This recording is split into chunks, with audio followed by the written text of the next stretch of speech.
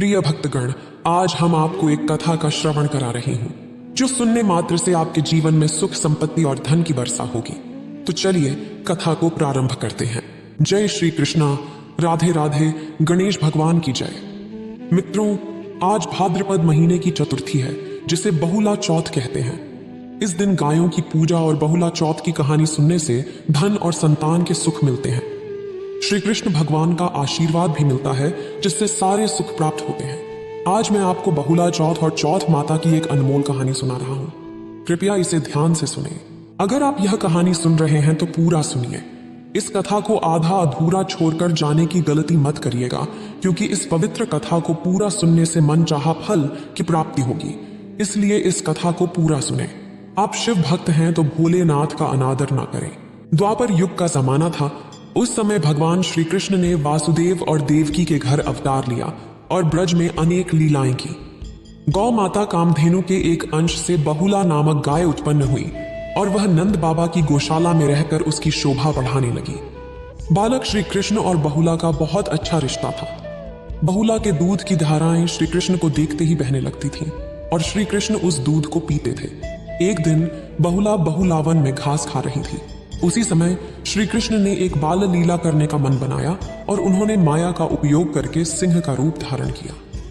बहुला ने सिंह को देखकर डर गई और कांपने लगी। बहुला ने सिंह से कहा, हे जंगली राजा, मैंने अभी अपने बछड़े को दूध नहीं पिलाया है। वह मेरा इंतजार कर रहा होगा। कृपया मुझे जाने दो। मैं दूध पिलाकर तुम्हारे नजदीक लौट कर आऊंगी। उसके बाद तुम मुझे खा जाना। उस पर सिंह बोले, जो श्री कृष्ण थे, अगर मैं तुम्हें जाने दूं तो कैसे मान लूं कि तुम वापस आओगे। फिर बहुला ने अपने बछड़े की कसम खाई। तब सिंह ने उसे जाने दिया। बहुला गौशाला में जाकर अपने बछड़े को दूध पिलाया और फिर सिंह के पास वापस आई। उसे देखकर जो सिंह का रूप धारण किए हुए थे वो श्री कृष्ण निकले और बोले, बहुला, ये तुम्हारी परीक्षा थी और तुमने अपने कर्म और धर्म को खूब निभाया है। इससे अब तुम गौ माता के नाम से पहचानी जाओगी। बहुला ने भगवान श्री कृष्ण का आशीर्वाद पाया और खुशी खुशी अपने घर लौटकर बछड़े के साथ रहने लगी। बहुला चौथ व्रत का मूल उद्देश्य है कि इंसान को हमेशा सच्चाई और न्याय का पालन करना चाहिए। ऐसा करने से जीवन में सफलता मिलेगी, क्योंकि सत्य ही जीतता है। व्रत करने वालों को अपने धर्म का अनुसरण करना चाहिए और कभी भी अपने कर्तव्य से भटकना नहीं चाहिए। जय श्री कृष्ण, जय बहुला माता। चलिए मनोकामनाएं पूरी करने वाली चौथ माता की कथा सुनते हैं। कहा जाता है कि बहुला चतुर्थी के दिन चौथ माता और गणेश जी की कथा सुननी चाहिए। एक गांव में एक सेठ और उनकी पत्नी थी। उनके बेटा और एक बहू भी था। बहू सबको खाना बना के देती और बाद में खुद खाती थी। उनकी एक पड़ोसन हर दिन पूछती थी, बहू, आज क्या खाना बनाया है? वह कहती, आज मैंने अनेक प्रकार की स्वादिष्ट व्यंजन बनाई हूं और पूरा परिवार मिलकर खाना खाया। फिर पड़ोसन ने पूछा, कुछ तुम ज्यादा तो नहीं कह रही हो? मैंने तुम्हारे पति को दिखा है खाना बनाते हुए। ये कहते हुए पड़ोसन वहां से चली जाती है। यह सब उसका पति देख रहा होता है। फिर पति ने सोचा कि आज खास खाना बनाऊंगा और देखूंगा मेरी पत्नी क्या कहती है। पति ने पत्नी से पूछा, तुम्हें कैसा लगा खाना? फिर पत्नी कहती है, बासी खाना था। तब पति कहता है, तुम हर बार ठंडा और बासी खाना क्यों कहती हो? हमने तो मिलकर ताजा खाना बनाया और खाना खाया है। पत्नी ने कहा, जो भी हम खा रहे हैं वो बुजुर्गों की कमाई से है। जिस दिन तुम कमाओगे उस दिन मैं समझूंगी कि मैं ताजा खाना खा रही हूं। अब उसके पति को काफी गुस्सा आया और वह अपनी मां से कहा, अब मैं यह नहीं रहूंगा, मैं बड़े शहर में काम करने जा रहा हूं। मां ने कहा, बेटा, हमारे पास बहुत पैसा है, तुमको कमाने की जरूरत नहीं है। लेकिन बेटे ने खुद कमाने का ठोस फैसला कर लिया था। जाते वक्त उसने पत्नी से कहा, जब तक मैं पैसा कमाकर नहीं आता तुम चूल्हा चौका बंद मत करना। एक दिन चूल्हे की आग बुझ गई। पत्नी चिंतित हो गई, क्या मेरे पति को कुछ हुआ तो नहीं? वह घबरा गई। फिर सोचा सब कुछ अच्छा ही होगा। बेकार की फालतू बातें मेरे मन में आती रहती है। फिर विचार किया कि आज पड़ोस से आग लेकर काम चला लेती हूँ। पड़ोसन चौथ माता की पूजा कर रही थी। वह बोली, थोड़ी देर में आकर आग ले लो, पड़ोसन ने कहा। फिर महिला ने पूछा, आप यह व्रत क्यों करते हो? पड़ोसन ने जवाब दिया, इससे धन और मनोकामना पूरी होती है।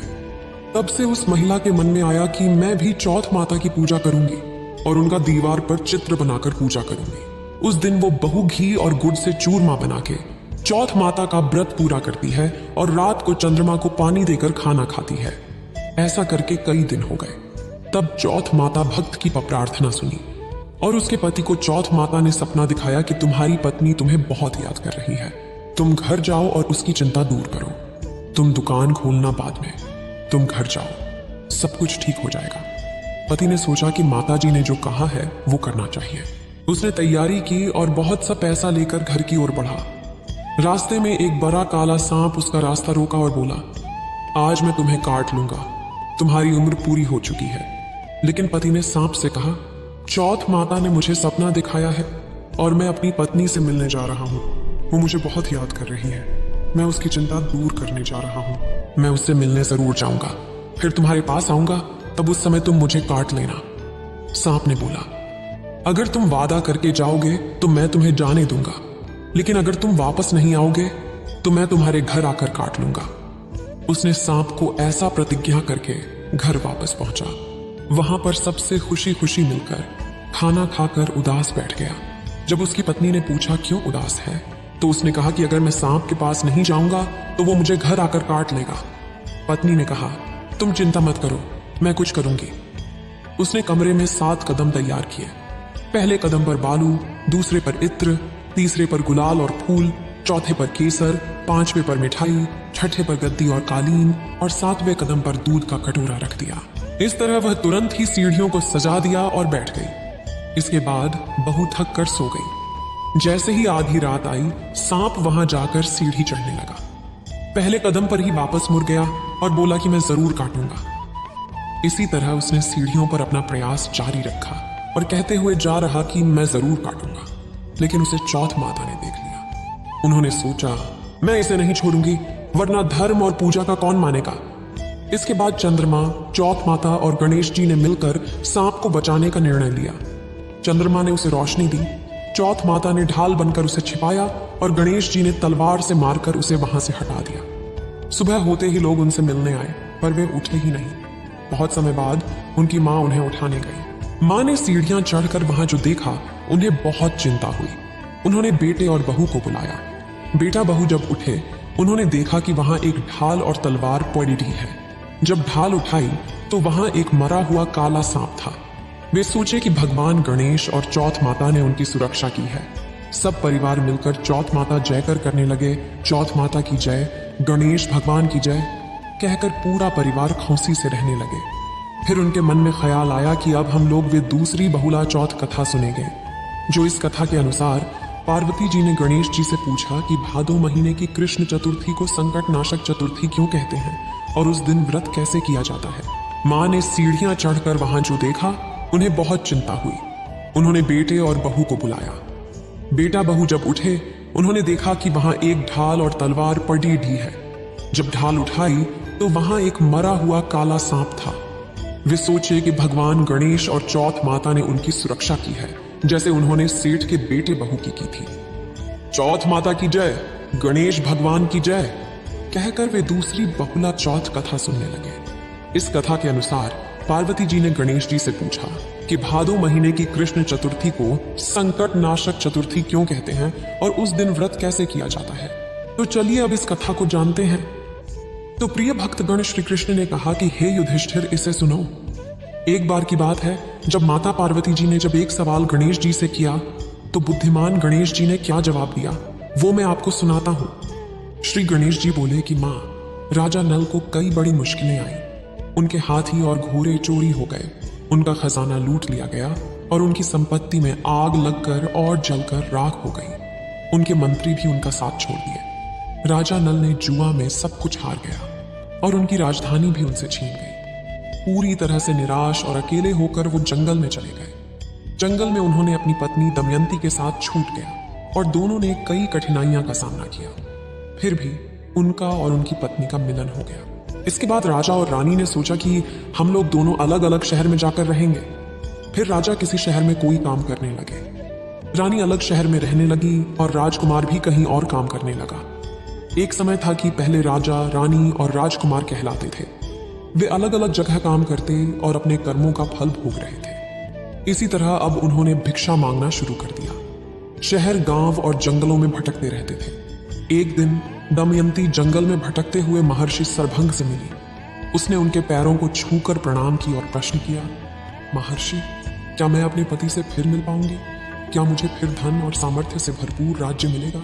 मेरा भाग्य कब वापस आएगा? कृपया बताइए। सरभंग मुनि ने उत्तर दिया, हे दमयंती, मैं तुम इतनी नादान हो कि तुम्हें पता ही नहीं कि तुम किस कर्मों की सजा भुगत रही हो। तो चलो मैं तुम्हें बताता हूं, इसे ध्यान से सुनो। यह संकट को दूर करता है, यह इच्छाएं पूरी करता है और जीवन में खुशियां लाता है। भादों के महीने की कृष्ण चतुर्थी को संकट हरने वाली मानी जाती है। उस दिन सबको गणेश जी की पूजा करनी चाहिए। विधि से व्रत और पूजा करोगे तो तुम्हारी सारी इच्छाएं पूरी होंगी और 7 महीने में तुम्हारी मुलाकात अपने पति से होगी। मैं यह विश्वास से कहता हूं कि श्री गणेश जी करने से सारा दुख मिट जाता है। फिर दमयंती ने सरभंग मुनि के कहने पर भादों के महीने में व्रत शुरू किया और हर महीने गणेश जी की पूजा करने लगी। उसने व्रत करके अपने पति, राजकुमार और पूरे वैभव की प्राप्ति की। तब श्री कृष्ण जी कहते हैं कि हे युधिष्ठिर, तुम भी इसी तरह व्रत करोगे तो तुमको राज्य मिलेगा और आपके दुश्मन सब मारे जाएंगे। एक बार बोलो श्री गणेश जी की जय, बोलो श्री राधा कृष्ण की जय। प्रिय भक्तगणों, चलिए अब माता पार्वती और गणेश जी की सुंदर कहानी सुनते हैं। शिव पुराण में बताया गया है कि गणेश जी कैसे जन्मे। देवी पार्वती नहाने से पहले अपने शरीर के मैल से एक बच्चे को जन्म देती है और उसे अपने द्वार का खड़ा करा देती है और उन्होंने उससे कहती है, हे पुत्र, तुम द्वार पर रहो, मैं अंदर जाकर नहा रही हूं। जब तक मैं नहा नहीं लूं तब तक किसी भी पुरुष को अंदर नहीं आने देना। जब शिवजी उस द्वार पर आए तो माता पार्वती के पुत्र, जिनका नाम गणेश रखा था, उसने भगवान शिव जी को दरवाजे पर रोका और अंदर नहीं जाने दिया। इससे शिवजी नाराज होकर गणेश का सिर काट देते हैं और अंदर चले जाते हैं। तब माता पार्वती पूछती है, आप अंदर कैसे आए? तब भगवान शिव जी कहते हैं, हे पार्वती, मैंने उसका सिर धड़ से अलग कर दिया। तब माता पार्वती कहती है कि वह तो हमारा पुत्र था। यह सुनकर माता पार्वती बहुत दुखी और क्रोधित होती है। तो शिवजी ने अपने भक्तों से कहकर हाथी का सिर लाने के आदेश दिए और गणेश को फिर से जीवित कर दिया। पार्वती खुश होकर गणेश को अपनी गोदी में ले लेती है और उन्हें सबसे श्रेष्ठ देवता बनाने का वरदान देती है। ब्रह्मा, विष्णु और महेश भी माता पार्वती की वरदान सुनकर नतमस्तक हो जाते हैं। जो लोग चतुर्थी का व्रत करते हैं उनकी सारी मुश्किलें दूर हो जाती हैं और जो इस कहानी को सुनते हैं उन्हें सभी प्रकार की समृद्धि मिलती है। जय हो गौरी के बेटे गणेश जी की जय जय। ओम नमः शिवाय। आज मैं आपको भगवान शिव और माता पार्वती की एक अनूठी कहानी सुना रहा हूं। कृपया इसे पूरा ध्यान और श्रद्धा से सुने। कार्तिकेय जी, जो शिव और पार्वती के पुत्र हैं, वे हमेशा बच्चे के रूप में ही रहते हैं और उनके इस रूप का भी एक गुप्त कारण है। एक बार भगवान शिव ने माता पार्वती से जुआ खेलने का मन बनाया। उन्होंने खेल में सब कुछ हार दिया और फिर पत्तों का वस्त्र पहनकर गंगा के किनारे चले गए। कार्तिकेय जी को जब यह सब मालूम हुआ तो उन्होंने माता पार्वती से सब कुछ वापस लेने के लिए कहा। इस बार माता पार्वती जी ने खेल में हारा और कार्तिकेय जी ने सारी चीजें लेकर वापस आ गए। माता पार्वती जी भी इसे लेकर परेशान हो गए। सारा सामान चला गया और पति भी दूर हो गए। पार्वती ने अपने बेटे गणेश को अपनी दुख की कहानी सुनाई। गणेश, जो अपनी माँ से बहुत प्यार करते हैं, खुद शंकर जी के पास जाकर जुआ खेले।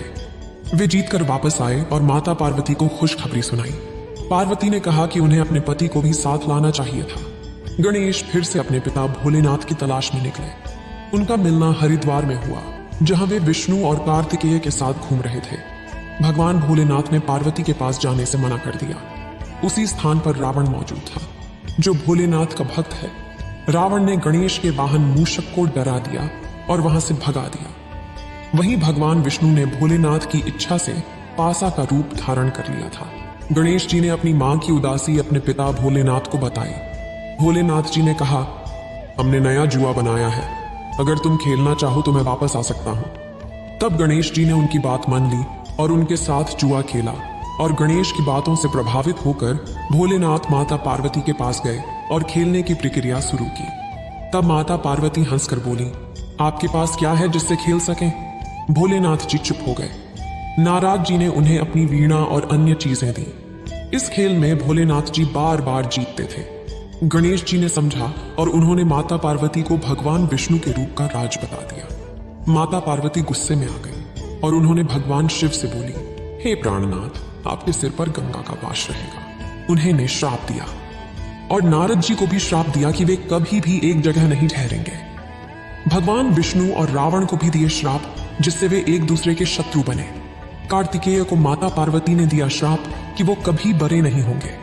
सबका मन उदास हो गया, लेकिन नारद जी ने माता पार्वती को मना लिया। माता पार्वती ने उनसे वरदान मांगने का आदेश दिया।